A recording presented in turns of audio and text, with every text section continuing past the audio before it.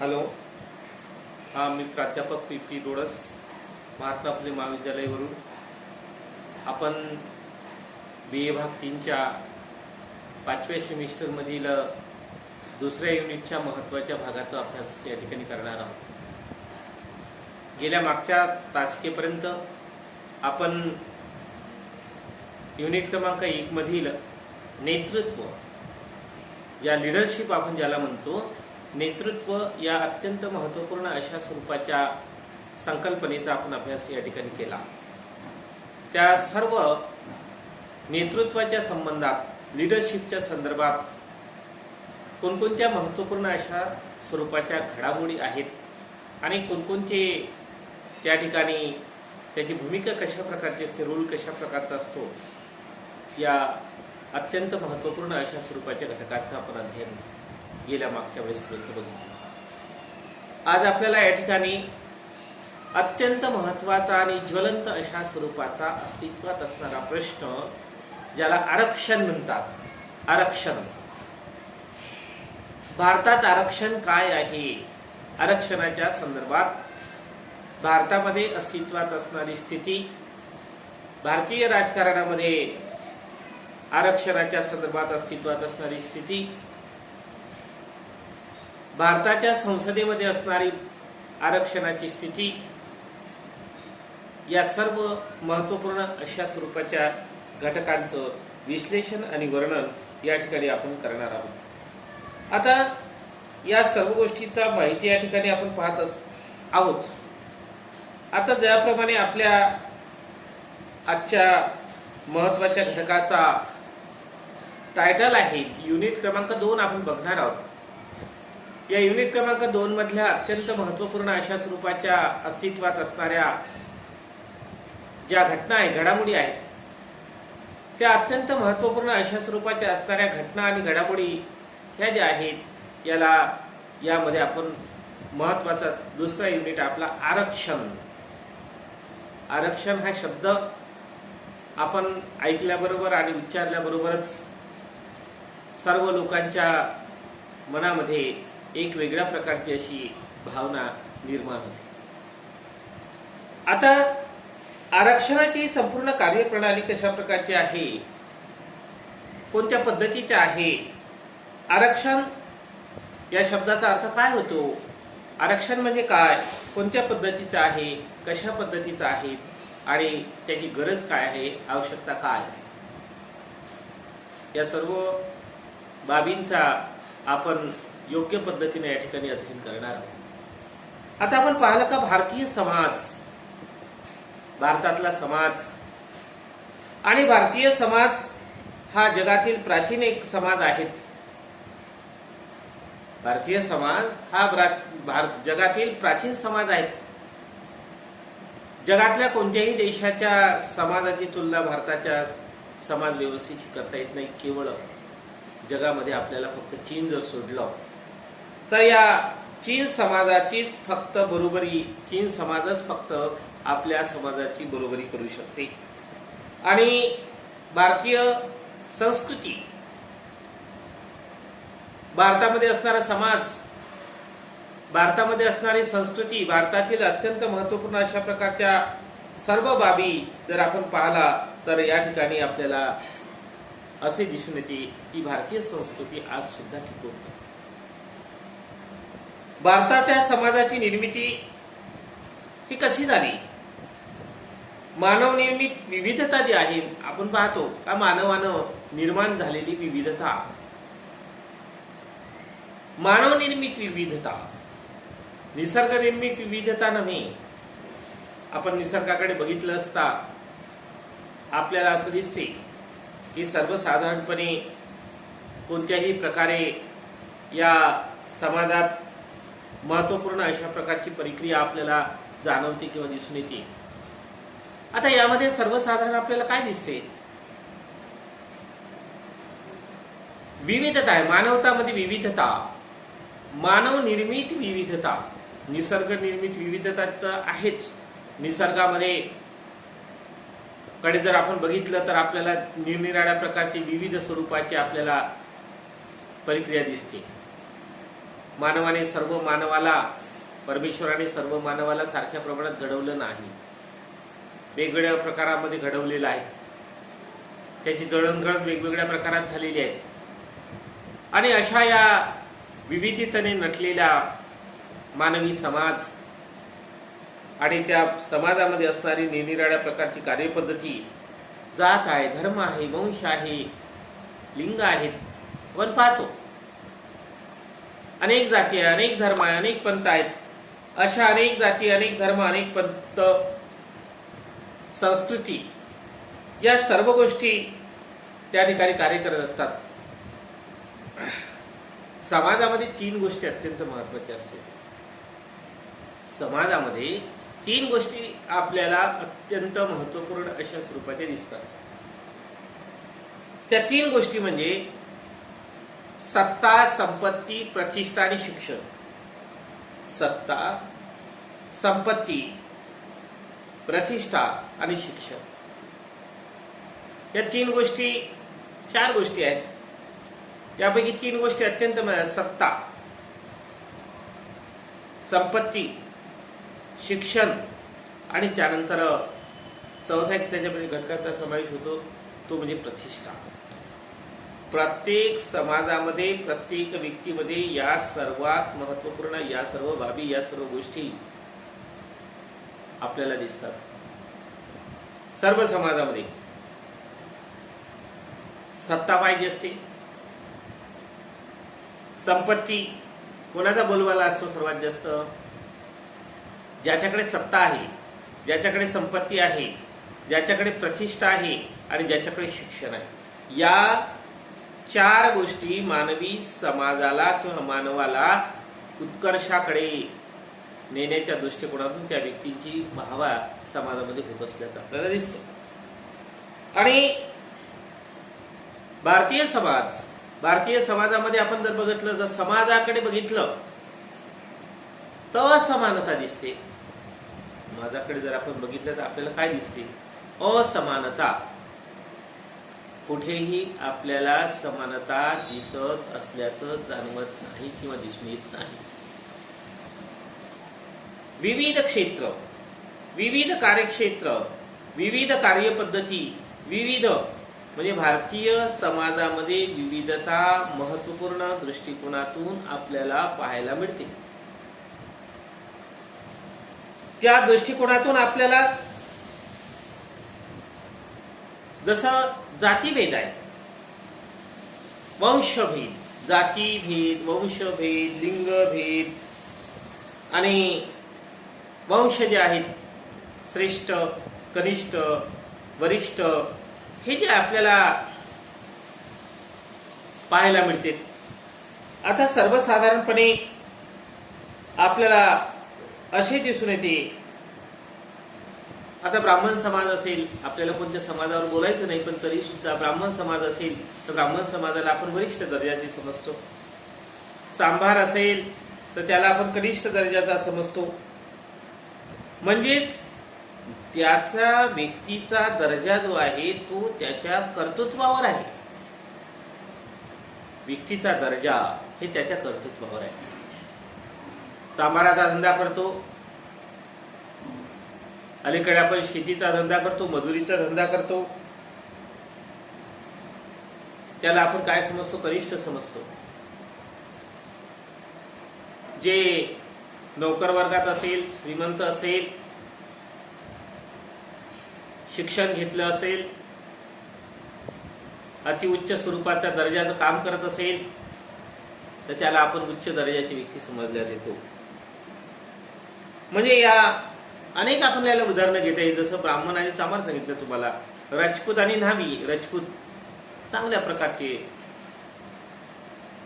त्यांना न्हावी जर म्हटलं तर तो त्याचा आपला कटिंग करण्याचं किंवा न्हाव्याचं दुकान जे असते त्याला आपण कनिष्ठ म्हणतो. असं समाजातल्या आपल्याला अनेक प्रकारच्या बाबींचं उदाहरण देऊन या ठिकाणी माहिती मांडता येते. जातीय व्यवस्था. आता जातीय व्यवस्था भारतीय समाज संरचनेत एक अत्यंत महत्वाचं वैशिष्ट्य आहे. ते महत्वाचं वैशिष्ट्य म्हणजे जातीय व्यवस्था होय. आता ही जातीय व्यवस्था कशा प्रकारची असते? जातीय व्यवस्था आर्थिक घटकांचे सर्वसाधारणपणे पूर्वीच्या काळापासून या ठिकाणी महत्वाचा उपाय त्याच्यावर अस्तित्वात असलेला दिसतो. फार पूर्वीच्या काळामधला आपण बघतो अस्पृश्यता आपण म्हणतो का भारतीय समाजाला लागलेली ती कीड आहे अस्पृश्यता. अस्पृश्य जे अस्पृश्य कोणाला म्हटलं जातं? अस्पृश्य कोणाला म्हटलं जातं? अस्पृश्य त्या व्यक्तीला म्हटलं जातं का ज्या व्यक्ती सर्वसाधारणपणे समाजात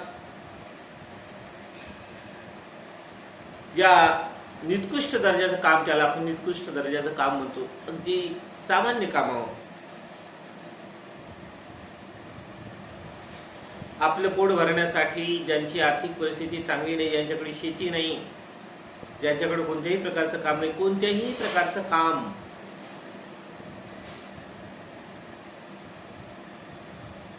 जुन्या काळामध्ये ढोरं वासरं जे मृत्यू पडले असेल त्यांना गावाच्या बाहेर नेऊन टाकणे किंवा अन्य कोणत्या प्रकारचं गरिबीचे असल्यामुळे झोपडपट्टीत राहणे, कपडा लत्ता कोणत्याही प्रकारचं त्यांना नसते, आणि आपलं लज्जा झाकणे इतपत त्यांना असणे, अतिशय त्या काळामध्ये पूर्वीच्या काळात रूढी परंपरा जे असे साधारण काम करत होते त्या व्यक्तींचा स्पर्श सुद्धा करायला लोक तयार होते. आपण म्हटलं जाते का अस्पृश्यता हा भारतीय समाजाला लागलेली एक महत्वाची कीड आहे. ती कीड नष्ट करण्यासाठी किंवा संपुष्टात येण्यासाठी अस्पृश्यता निवारण करणं हे अत्यंत महत्वपूर्ण अशा प्रकारचं आहे. आपल्या भारताची राज्यघटना जेव्हा निर्माण झाली तेव्हा डॉक्टर बाबासाहेब आंबेडकरांनी अस्पृश्यता निवारण करण्याच्या दृष्टिकोनातून त्याच्यात काही कलम टाकली का जो अस्पृश्यता पाडेल त्याच्यावर कायदेशीर कारवाई केली जाईल.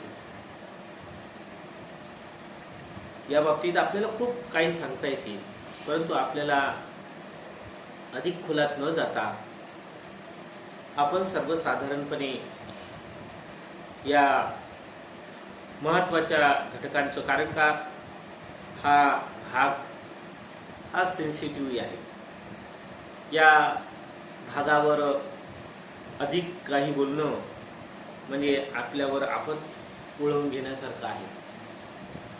कारण का प्रत्येक गोष्ट आपण सांगितलेली सर्वांना पटेलच नाही, पण आपल्याला अभ्यासक्रमाच्या माध्यमातून ज्या ज्या गोष्टी आलेल्या आहेत येत आहेत त्यावर अधिक आपण दीर्घ चर्चा न करता आपल्या अभ्यासापुरती मर्यादित अशा स्वरूपाची आपण चर्चा या ठिकाणी करत आहोत.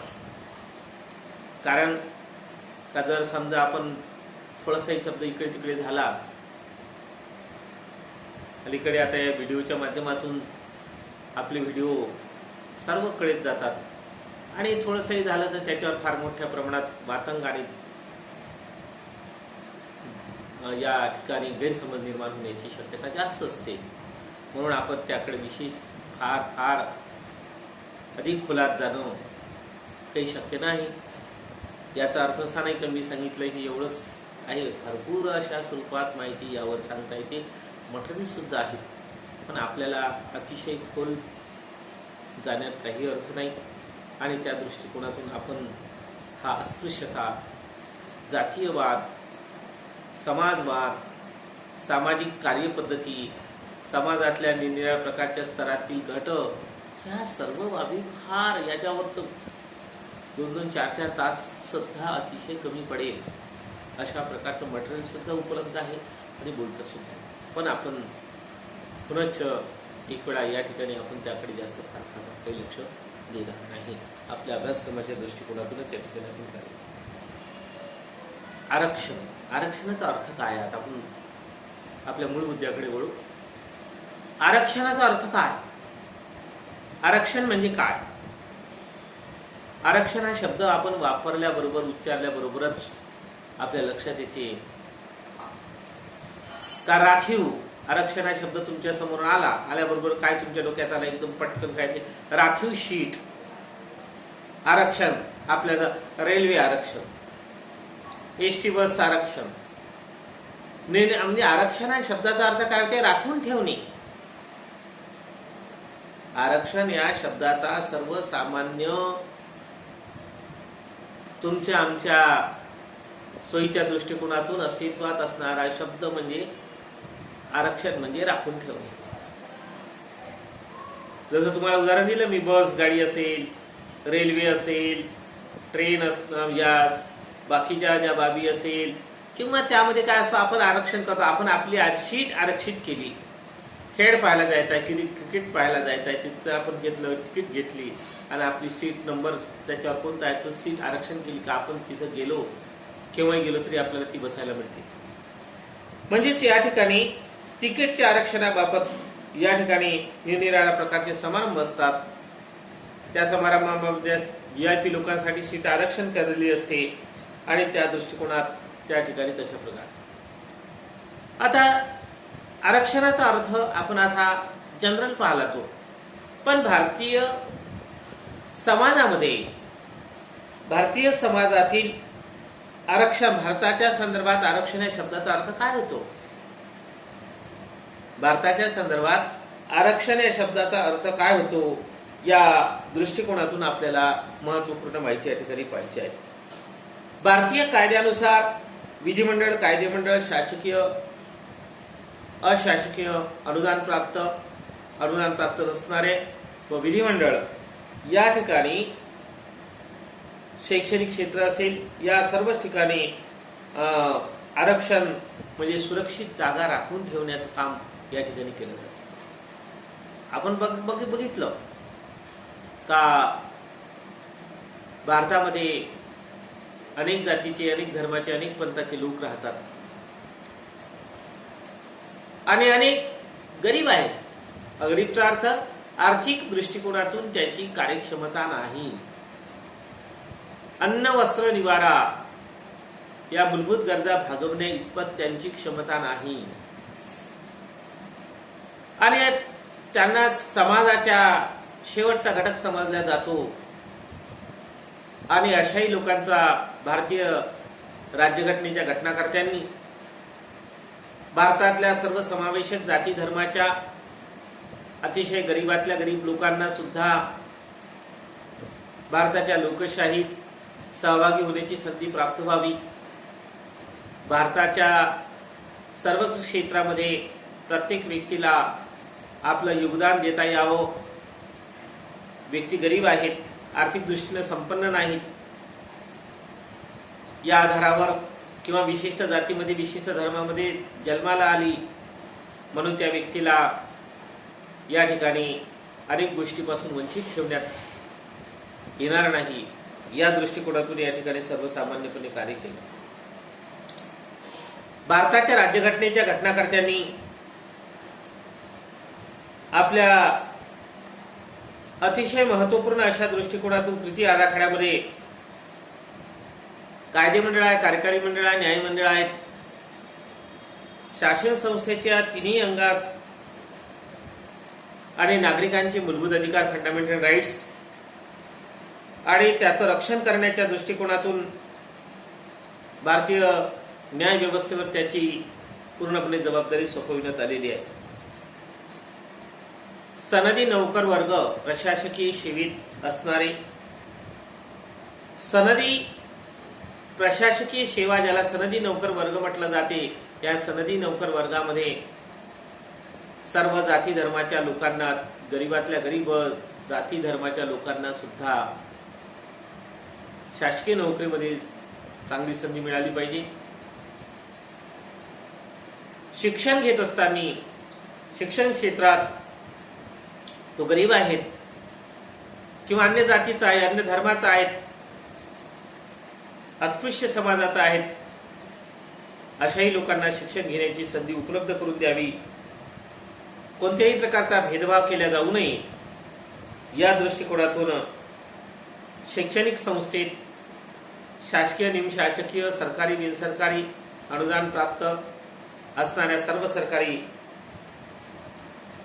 या धोरणामध्ये आरक्षण त्यांच्यासाठी जागा राखून ठेवण्याचं काम या ठिकाणी करण्यात आलेलं आहे. आणि त्यांच्या विरोधात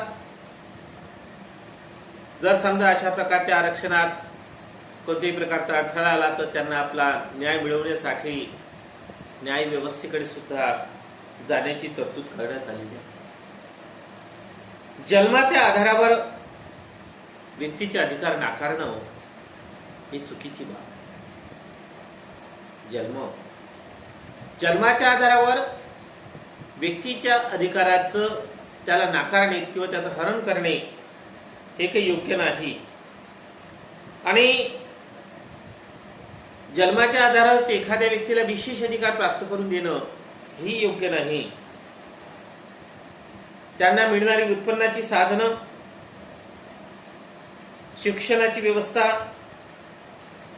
सर्वच जाती धर्मातील लोकांमध्ये केल्या गेली पाहिजे अशी सर्वात महत्वपूर्ण अशा प्रकारच्या कार्यपद्धतीमध्ये केले जातं. म्हणजे अशा मागासलेल्या लोकांसाठी आरक्षण, राखीव जागा त्याला म्हटलं जाते. राखीव जागा अलीकडे आपण बघतो आरक्षणाचा मुद्दा अनेक दृष्टिकोनातून आपण टीव्हीच्या माध्यमातून किंवा न्यूज चॅनलच्या माध्यमातून ऐकतो. SC, ST, NT, OBC यांना आरक्षण आहे. अलीकडे महाराष्ट्रामध्ये फार मोठ्या प्रमाणामध्ये गेल्या 2-3 वर्षापासून सुरू असणारं आंदोलन मराठा आरक्षण, अलीकडे सुद्धा आपण पाहतो त्यानं कसं डोकं वर काढलं. इतर जाती जमातीतील लोकांप्रमाणे आम्हाला सुद्धा आरक्षण शासकीय सेवेमध्ये, शैक्षणिक संस्थांमध्ये, विधिमंडळामध्ये,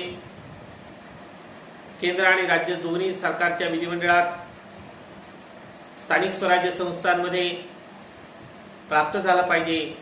यासाठी अलीकडे मराठा आरक्षणाचा मुद्दा फार मोठ्या प्रमाणात पुढे येत असल्याचं आपल्याला दैनंदिन वृत्तपत्राच्या माध्यमातून आणि दूरचित्रवाणीच्या माध्यमातून आपल्याला ऐकायला मिळतं. अलीकडे आपण बघतो मराठा आरक्षणाला सुप्रीम कोर्टानं स्थगिती दिली, त्याला थांबवलं तात्पुरतं. त्याच्या विरोधामध्ये सुद्धा महाराष्ट्रामध्ये फार मोठ्या प्रमाणात आंदोलनं आणि विधिमंडळाचं काम, मंत्रिमंडळ या ठिकाणी महत्त्वपूर्ण दृष्टिकोनातून कार्य करत आहे. कोणी म्हणतात अपयशी झालं, काय झालं तो भाग वेगळा आहे, तो आपल्याला त्याच्याशी जास्त निगडीत बोलता येणार नाही. पण तरी SC, ST, NT, OBC या वर्गातील लोकांप्रमाणे मराठा लोकांना सुद्धा आरक्षण मिळायला पाहिजे ही भूमिका सरकारकडे मोठ्या प्रमाणात लावून धरण्यात आली. तिला काही प्रमाणात यश प्राप्त झालं, पूर्ण यश प्राप्त होईलच. पण आपल्याला या सर्व गोष्टी सर्वसाधारणपणे त्या ठिकाणी पाहायला मिळतील. म्हणून भारतामध्ये जर आपण पाहिलं का भारताच्या आरक्षण धोरणाचं स्वरूप कसं आहे, तर भारताच्या आरक्षण धोरणाचं स्वरूप जर आपण बघितलं, आरक्षण धोरणाचे स्वरूप म्हणजे कसं आहे ते पाहायला कसं आहे आपल्याला, त्याचा अर्थ आपण बघितला. आरक्षण या शब्दाचा अर्थ आहे राखून ठेवणे. त्याचा आपण डिटेल्स मध्ये बघितलं. आता आरक्षण धोरणाचं स्वरूप काय आहे, भारतातील आरक्षण धोरणाचे स्वरूप म्हणजे कसं आहे ते आपल्याला कसं दिसते. तुम्ही बघितलं, तुम्ही डोळे उघडून जर पाहिलं त्याचं स्वरूप कसं आहे, कोणत्या पद्धतीचं आहे. म्हणजे आरक्षण या संज्ञेच्या भारतीय कार्यव्यवस्थेमध्ये सखोल अशा प्रकारचा व व्यापक अशा स्वरूपाचा अर्थ आहे. मानवी तत्वांना अनुसरून विश्व कल्याणाचं, मानवी तत्व जे आहेत, मानवी तत्वांना अनुसरून विश्व कल्याणाचं स्वप्न, विश्वातील सर्व लोकांचं कल्याण, जास्तीत जास्त कल्याण झालं पाहिजे, हे कल्याण साधण्याचं उद्दिष्ट संस्कृतीशी सुसंगत अशा स्वरूपाची भारतीय राजकारणातील एक महत्त्वपूर्ण अशा स्वरूपाची संकल्पना आणि मर्यादित अर्थानं या वापरली जाते. ही संकल्पना एक महत्त्वपूर्ण आहे. आरक्षणाच्या बाबतीत भारताचं धोरण कशा प्रकारचं आहे, कोणत्या पद्धतीनुसार आहेत, काही विशिष्ट आणि निश्चित अशा प्रकारच्या स्वरूप, त्याचे उद्दिष्ट साध्य करण्याच्या दृष्टिकोनातून त्याचा आराखडा तयार केला जातो. असा त्याचा महत्त्वाचा सामाजिक, शैक्षणिक, मागासवर्गीय जनसमूहांना अधिकाधिक समान संधी मिळाली पाहिजे. समाजामध्ये जे मागासवर्ग आहेत, सामाजिक मागासवर्ग, सामाजिक त्यांना संधी प्राप्त झाली पाहिजे, त्यांना शैक्षणिक संधी प्राप्त झाली पाहिजे, त्यांना विधिमंडळात संधी प्राप्त झाली पाहिजे आणि प्रशासकीय सेवेत त्यांना संधी प्राप्त झाली पाहिजे. हा भारतातील आरक्षण धोरणाचं उद्दिष्ट आणि ध्येय आहे. विश्व कल्याणासाठी, समाजाच्या कल्याणासाठी, लोकांच्या कल्याणासाठी, जनतेच्या कल्याणासाठी या सर्व बाबी, या सर्व गोष्टी घडल्या पाहिजे आणि त्या दृष्टिकोनातून त्याचा महत्त्वपूर्ण अशा प्रकारचा प्रयत्न केला पाहिजे. अशा प्रकारचं या ठिकाणी भारतीय समाजातील आरक्षणाचं स्वरूप आहे. आता आपण पुढचा मुद्दा असा आहे का भारताच्या आरक्षण धोरणाची जळणघळण कशी झाली. जळणघळण,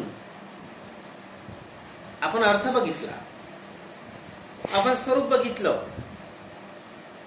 आता आपण या ठिकाणी भारतातील आरक्षणाची जळणघळण कशा प्रकारची झाली. जळणघळण होणं ही सुद्धा महत्वाची बाब असते. आता जळणघळण केव्हा झाली, कशा प्रकारची झाली, तर ही जळणघळणाची कार्यपद्धती जी आहे, ती जळणघळण ही सर्वसाधारणपणे 150 वर्षापूर्वी, अतिशय प्राचीन कालखंडापासून ही नाही आहे. फार प्राचीन कालखंडापासून आरक्षण धोरणाला सुरुवात झाली असं नाही आहे. फार जुना खूप त्याला इतिहास आहे, हजारो वर्षाचा असं नाही. भारताच्या आरक्षण धोरणाची सुरुवात, जळणघळण जी आहे ती 150 वर्षाच्या कालखंडापासून. ब्रिटिश कालखंड जर आपण पकडला, ब्रिटिश कालखंडाच्या अगोदर या आरक्षण धोरणाला फार महत्व अशा प्रकारचं अस्तित्वात असल्याचं दिसत नाही. फक्त 100 वर्षाचा कालखंड झाला, 100 ते 150 वर्षाचा कालखंड झाला. याला ऐतिहासिक वारसा ज्याला आपण म्हणतो, तो केवळ फक्त 100 ते 150 वर्षाचा कालखंड आहे. स्वातंत्र्योत्तर काळामध्ये आपल्याला पाहतो आपण का अस्पृश्यता फार मोठ्या प्रमाणात होती. दलितांना म्हणजेच अनुसूचित जाती जमातीचे जे लोक आहेत त्यांना अस्पृश्य समजलं जात होतं.